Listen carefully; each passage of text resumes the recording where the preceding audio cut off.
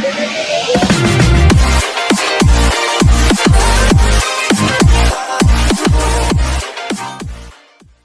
बच्चों, अब मैं एक्सरसाइज 1.4 की बात करूंगा, बट उससे पहले रियल नंबर चैप्टर के अंदर आपको स्क्रीन पे दिख भी रहा होगा कि मैंने आपको ये सारे कॉन्सेप्ट जितने सारे इसमें लिखे हैं ये सारे करा चुका हूँ मैं।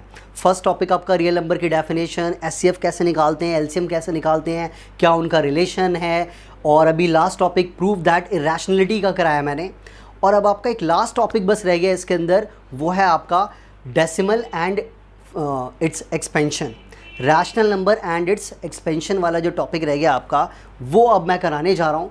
तो आप अभी ये जितनी टॉपिक्स प्रीवियस टॉपिक्स जो हैं उनकी वीडियो पहले आप जाके देखो, वहाँ से आराम से आप सारी वीडियोस देखकर हर एक एक्सरसाइज को 1.3 तक आप सारी वीडियोस को देख के एक सेपरेट कॉपी में करिए, ठीक है।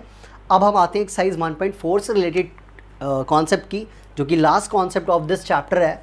तो वो टॉपिक है आपका रैशनल नंबर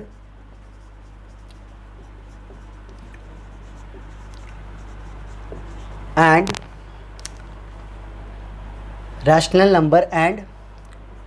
इट्स एक्सप्रेशंस, या फिर rational number and it's decimal expression, rational number and it's decimal expression. देखो, रैशनल नंबर के बारे में आप जानते ही हैं, डेसिमल एक्सप्रेशन क्या होता है। तो डेसिमल एक्सप्रेशन के अंदर मैं सबसे पहले बता दूं कि डेसिमल्स जो होते हैं हमारे, वो दो टाइप के होते हैं, ठीक है। पहला होता है आपका टर्मिनेटिंग डेसिमल, टर्मिनेटिंग डेसिमल, ठीक है। और एक होता है आपका non terminating decimal.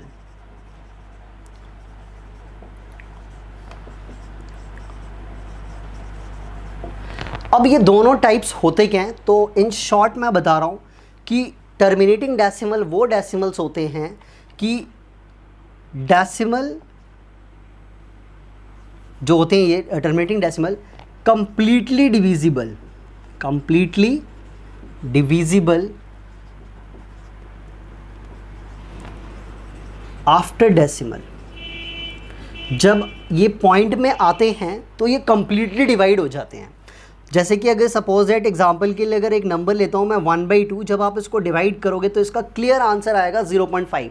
It means 1/2 completely divide हो गया है, इसलिए हम इसको टर्मिनेटिंग डेसिमल बोलते हैं।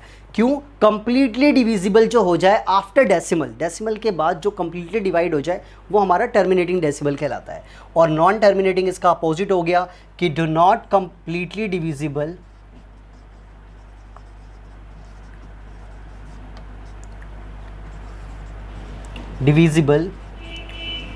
After decimal,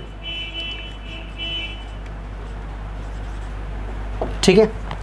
do not completely divisible after decimal. इसके एग्जांपल के लिए अगर मैं यहाँ पे ले लूँ 10/3, तो इसको जब डिवाइड करोगे तो आंसर आएगा 3.33, बार बार ये रिपीट होता चला जाएगा। It's a non terminating decimal, वो टर्मिनेट नहीं होगा तो वो हमारा नॉन टर्मिनेटिंग डेसिमल कहलाएगा। अब आपको इस टॉपिक को ध्यान में रखते हुए पता है आप कैसे रैशनल नंबर को देखकर, क्योंकि जो क्वेश्चंस की बात करें हम, आप रैशनल नंबर को देख के कैसे आइडेंटिफाई करोगे कि वो आपका टर्मिनेटिंग डेसिमल है या नॉन टर्मिनेटिंग डेसिमल है। तो आज मैं आपको एक बहुत अच्छी ट्रिक सिखाने जा रहा हूँ, जो आपसे फ्रैक्शन को देख के, आप किसी भी एक रैशनल नंबर को देख के आप डायरेक्ट जज कर लोगे विदाउट एक्चुअल कैलकुलेटिंग कि वो टर्मिनेटिंग है कि नॉन टर्मिनेटिंग है। तो उसकी एक ट्रिक है जो कि मैं आप लिखवाने जा रहा हूँ, ध्यान से देखना।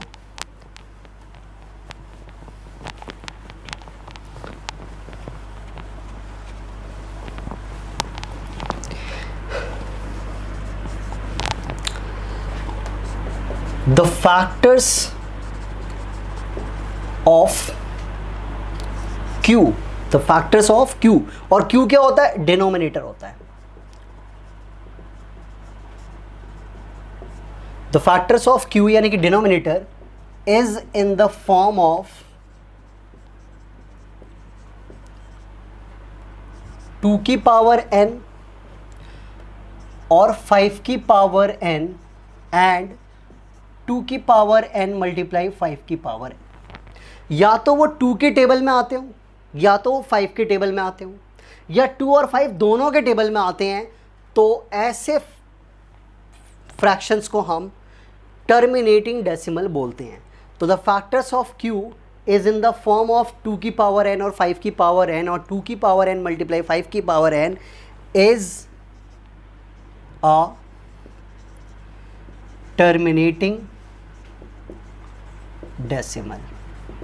तो टर्मिनेटिंग डेसिमल की बहुत इजी पहचान मैंने बता दी है कि अगर डिनोमिनेटर का फैक्टर इनकी फॉर्म में आता है, 2 और 5 के टेबल में आता है, तो वो हमारा टर्मिनेटिंग होगा। एग्जाम्पल के लिए अगर मैं एक नंबर ले लूँ 7/8, अब 7/8 है, मैंने कहा है डिनोमिनेटर के फैक्टर निकालने हैं आपने, तो डिनोमिनेटर में नंबर क्या है आपका 8 है। अगर 8 के आप फैक्टर निकालोगे 2 की टेबल में, ये 4 बार में, ये 2 बार में और फिर ये 1, यानी कि 7/8 को हम क्या लिख सकते हैं, 7/2 की पावर 3, 3 बार मल्टीप्लाई करके आ रही है। अब ये जो 8 है वो 2 की पावर के फॉर्म में आ गई है, इट मीन 7/8 जो है वो हमारा क्या है, टर्मिनेटिंग डेसिमल है। यानी कि सिर्फ आप इस रीज़न से डायरेक्ट देख के आप इसे टर्मिनेटिंग डेसिमल बोल सकते हो। नहीं तो क्या करना पड़ेगा आपको 7/8 को क्या करना पड़ेगा, रफ में डिवाइड करना पड़ेगा, और जब आप डिवाइड करोगे तो भी आपका ये टर्मिनेटिंग डेसिमल ही होगा। आप डिवाइड करके देख सकते हो, ठीक है। इस तरीके से भी जब आप करोगे तो भी आपका क्या आएगा, ये आपका कंप्लीटली डिवाइड होगा और ये आपका टर्मिनेटिंग डेसिमल होगा। बट उससे इजी पहचान कि आप क्या करो, डिनोमिनेटर के फैक्टर निकाल लो और फैक्टर निकाल के देख लो कि वो 2 और 5 के टेबल में आ रहा है कि नहीं आ रहा है। अगर नहीं आ रहा है तो फिर वो नॉन टर्मिनेटिंग है। तो इस टॉपिक पे बेस्ड ये जो लास्ट अभी जो टॉपिक ये करा रहा हूँ, इस टॉपिक पे बेस्ड बच्चों आपकी एक्सरसाइज नंबर 1.4 का जो फर्स्ट क्वेश्चन है, एक्सरसाइज 1.4 का जो क्वेश्चन नंबर 1 है, जब आप रीड करोगे तो कहोगे अरे वाह, ये तो वही टॉपिक है जो अभी मैंने डिस्कस किया है। तो आप पहले इस वीडियो को देखते समय इस चीज़ पे ज़्यादा फोकस करना और उसको देख के एक्सरसाइज 1.4 का क्वेश्चन नंबर 1 आपने करना है। बाकी के जो क्वेश्चन है इस एक्सरसाइज के वो आपने नहीं करना है, उसे आपने स्किप कर देना है। जो बाकी के क्वेश्चंस हैं वो एग्जाम पॉइंट ऑफ व्यू से इंपॉर्टेंट नहीं है। इस टॉपिक से रिलेटेड कुछ और भी क्वेश्चंस होते हैं, वो अब देख लो आपकी क्या अदर क्वेश्चंस होते हैं, ठीक है। कुछ वो बड़े मोस्ट इंपॉर्टेंट होते हैं, उसके लिए मैं एक टॉपिक बता देता हूँ, ठीक है, वो आप देख लो।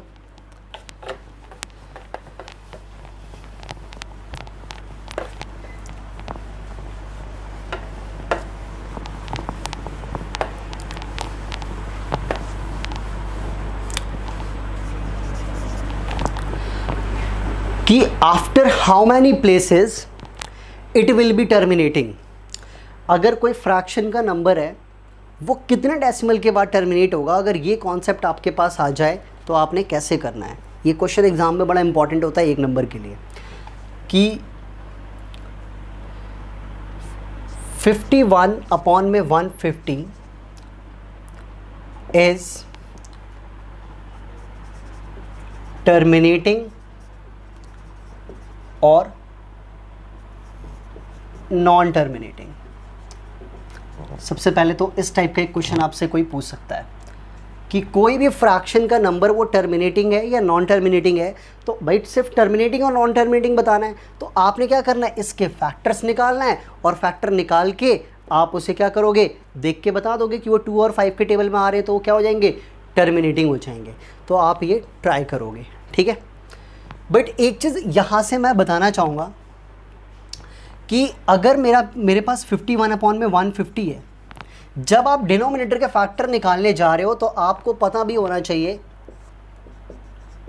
जैसे 150 है, 2 के टेबल में ये 75, फिर ये किसके टेबल में आएगा, 3 के टेबल में आएगा 25 बार में, फिर 5 के टेबल में ये 5 बार में और 5 के टेबल में 1 बार में। अब मैंने कहा था कि 2 और 5 के टेबल में आना चाहिए, 3 एक्स्ट्रा आ गया, तो 3 में तो आने का मतलब है कि वो फिर तो आपको हो गया नॉन टर्मिनेटिंग हो गया। बट नहीं, क्या जब आप इसके फैक्टर लिख रहे हो इस तरीके से 2 × 3 × 5 की power 2,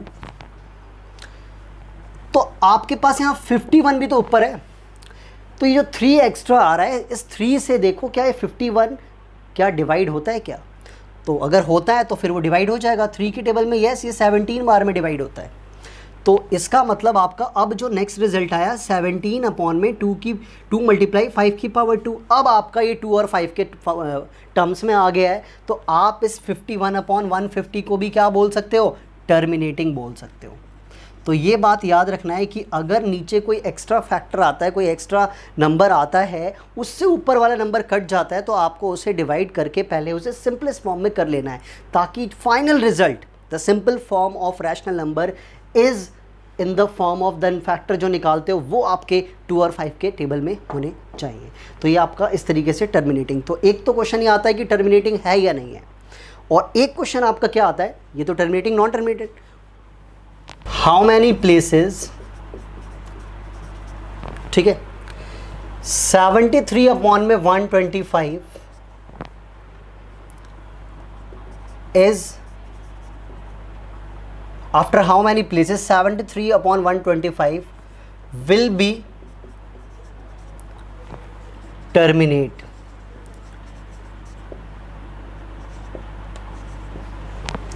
after how many places कोई भी नंबर हो सकता है, विल बी टर्मिनेट, मतलब उन्होंने पहले ही बोल दिया कि ये टर्मिनेट तो है ही है, बस ये आप बता दो कि कितने प्लेसेस के बाद टर्मिनेट होगा। जब आप इसको डिवाइड करोगे तो डेसिमल के बाद कितने पॉइंट्स आएंगे, कितने प्लेसेस आएंगी।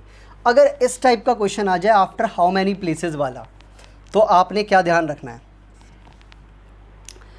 सबसे पहले आपने 73 अपॉन में 125, सेम वही वाली बात कि आपने डिनोमिनेटर का फैक्टर निकालना है। तो 73 अपॉन में जब 125 के फैक्टर निकालोगे तो 5 की पावर, ये 5 3 बार मल्टीप्लाई होगा, आप यहाँ पे करके देख सकते हो।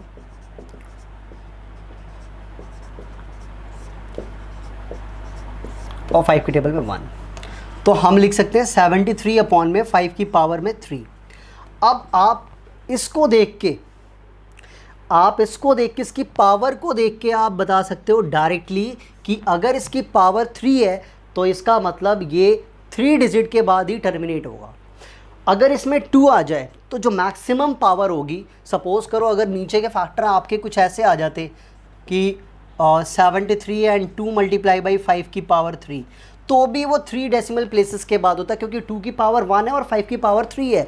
हमें हाईएस्ट पावर को देखना है, जो हाईएस्ट पावर होगी उतने प्लेसेस के बाद वो टर्मिनेट होगा। और टर्मिनेट तो लिखा है पहले से ही, टर्मिनेटिंग तो बनना ही बनना है, बट कितने प्लेसेस के बाद उसका भी पैटर्न आपका ये है। आपने फैक्टर ही निकालना है और ये देख लेना है कि कितना हाईएस्ट पावर है, तो आप प्लेसेस डिसाइड कर लोगे। एमसीक्यू में क्वेश्चन आए, बच्चे हाईएस्ट पावर को देख के ही टिक कर देते हैं कि वो इतने प्लेसेस के बाद टर्मिनेट होगा।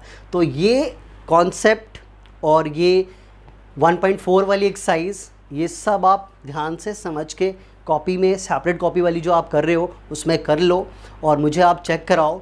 देन फाइनली अब आपका जो है चैप्टर 1 रियल नंबर का वो कंप्लीट हो चुका है। अब आप इसको आराम से बैठ के कंप्लीट कर। हेलो स्टूडेंट्स, अभी तक मैंने आपको सारे एक्सरसाइज करा दी है, पूरा चैप्टर करा दिया है। आज मैं एक समरी ऑफ द चैप्टर आपको समझाने जा रहा हूँ।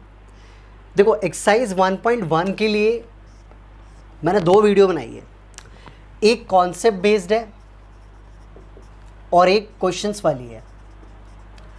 तो आप इन दोनों वीडियो को देखोगे तो आपकी एक्सरसाइज 1.1 बहुत इजीली क्लियर हो जाएगी, ठीक है। फिर एक्सरसाइज 1.2 की बात करें हम, इससे रिलेटेड भी आपके पास questions plus concept plus question दोनों ही की एक ही वीडियो है आपके पास। 2 वीडियो है उसमें, जिसमें आपके 1.2 के कुछ क्वेश्चंस एक अलग वीडियो में हैं और एक आपकी एक अलग वीडियो में है। तो इसमें कॉन्सेप्ट प्लस क्वेश्चंस दोनों को मिला के यहाँ भी 2 वीडियोज़ है। और 1.3 के लिए सिर्फ आपके कॉन्सेप्ट और क्वेश्चन की सिर्फ एक ही वीडियो है, कॉन्सेप्ट प्लस क्वेश्चंस। आप सिर्फ इतना ही कर लोगे ना, इसको कॉन्सेप्ट को आप देख लोगे तो आप एक्सरसाइज 1.3 बहुत इजीली कर सकते हैं। अब एक्सरसाइज 1.4 के क्वेश्चन नंबर 1 और क्वेश्चन नंबर 2 के लिए मैंने अभी जो लास्ट वीडियो बनाई है उसको आप देखना। उसमें आप 1.4 का क्वेश्चन नंबर 1 और क्वेश्चन नंबर 2 इन दोनों को आप कर सकते हो अगर आप लास्ट वीडियो ये वाली देखते हो तो, ठीक है। जो लिंक में है नीचे आप देख लेना। तो अब आपका फाइनली ये चैप्टर ओवरऑल कंप्लीट हो चुका है। ये जो चैप्टर मैंने कराया ये बिल्कुल बोर्ड के पॉइंट ऑफ व्यू से कराया मैंने। एग्ज़ाम में आपका कोई भी कॉन्सेप्ट आपका मिस नहीं होगा अगर आप सिर्फ इन्हीं कॉन्सेप्ट की तैयारी करते हो। ये पूरे 6 मार्क्स आपको दिलाएगा अगर आप इन सभी कॉन्सेप्ट को ध्यान से देखकर अभी से करने लग जाओगे तो एग्ज़ाम में पूरे आप 6 नंबर लोगे। ठीक है, अब आपके पास एक चीज़ और मैं इसमें क्लियर कर दूं कि जो एक्स्ट्रा क्वेश्चंस होते हैं, जो मेरे एक्स्ट्रा क्वेश्चंस होते हैं चैप्टर्स के, वो मैं आपको इंस्टीट्यूट की क्लास में टाइम टू टाइम कराता रहूँगा। एग्ज़ाम की जब प्रिपरेशन हम करेंगे तो जो भी एक्स्ट्रा, बट कॉन्सेप्ट यही रहेंगे। तो बेसिक कॉन्सेप्ट पहले यहीं से देखने हैं, देन एक्स्ट्रा क्वेश्चंस मैं करवाता रहूँगा। ठीक है, ओके।